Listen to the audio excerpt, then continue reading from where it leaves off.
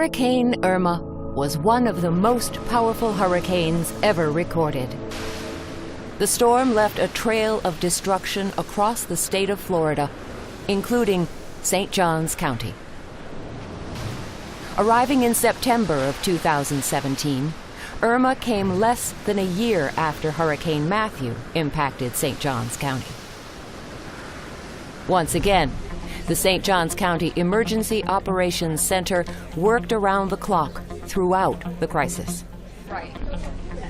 The EOC was the nerve center for the county's response to Irma and a lifeline of information and support for its residents.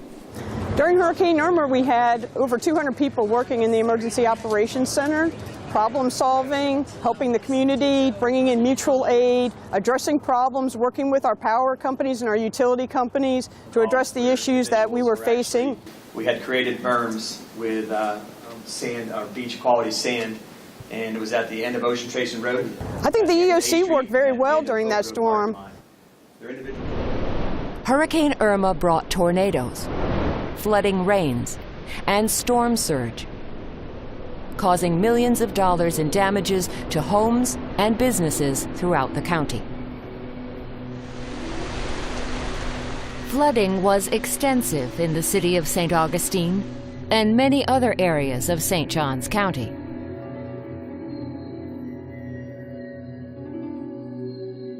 Damage along the beaches, caused by wind, rain, and erosion, was widespread.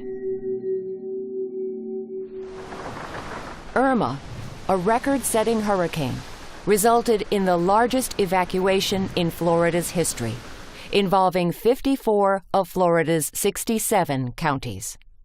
We evacuate because it can save lives. We use evacuation zones to identify the areas that have to evacuate. We work with the National Hurricane Center and the National Weather Service to determine which areas are going to get the impacts that may be life-threatening, and then we order the evacuation based on that information. During Hurricane Irma, this area would have been fairly deep in water. We're aware of that, and that's what we include in determining who has to evacuate. So when we say it's time to go, that's when you need to go, because your life may depend on it. When evacuation is ordered, increased distance traveled does not necessarily mean increased safety.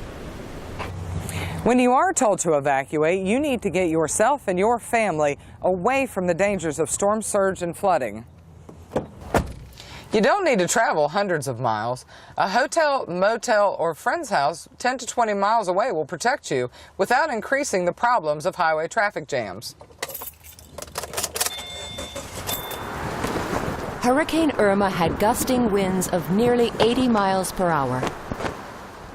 The coastline, Intracoastal Waterway, and the St. Johns River were severely impacted by wind and heavy rains that caused historic flooding and extensive damage.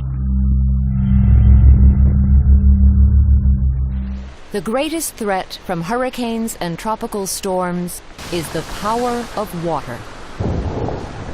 Hurricane Irma produced storm surge on the coast and rising rivers in the west that left lasting scars on the community. But it could have been much worse. While tragically many homes were damaged or lost, a slight shift in the storm's path spared our community the worst.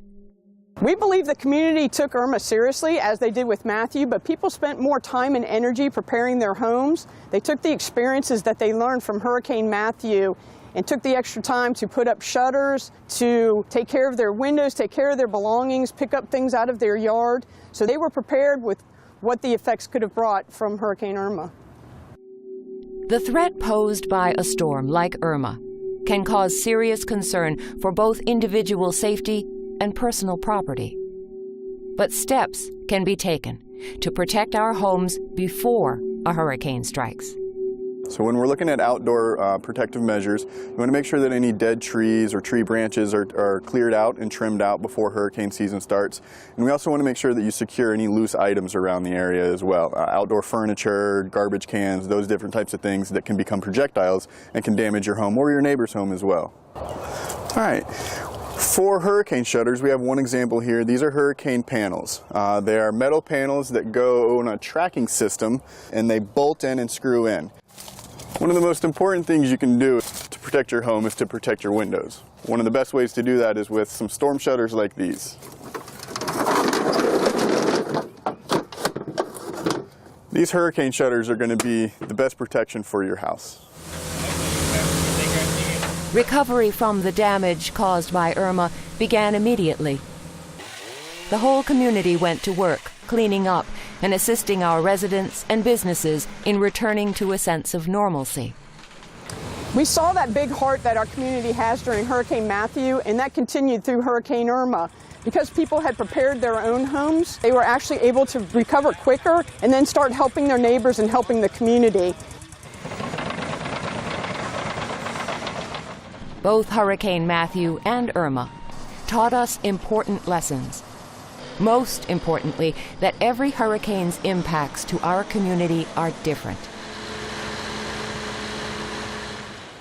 With miles of shoreline, a temperate climate, and a vibrant community, the area continues to attract both visitors and new residents, some of whom may not be familiar with the precautions necessary to protect life and property during a storm. June 1st begins the 2018 hurricane season, and now is the time to consider what precautions need to be taken to safeguard our future. We recommend and strongly advise that every resident have a plan, a disaster plan, and be ready to go in case we have to evacuate for any reason. You need to know your zone, and our zones don't change from year to year. So you can go to our website and you can find your zone using the My Zone tool. If you do evacuate, you want to make sure that you can shut off your gas, shut off your electricity, and shut off your water. If your home is damaged by floodwaters, ordinary homeowners insurance won't cover flood-related losses. You need to have flood insurance, even if you don't live in a flood zone. And then also spread that word to your family and friends to make sure they're prepared too, so that the whole community is prepared should we have another event of any kind. Facing the threat of another hurricane is never an easy task, but we owe it to ourselves, to our families, our neighbors, and to future generations to meet that challenge.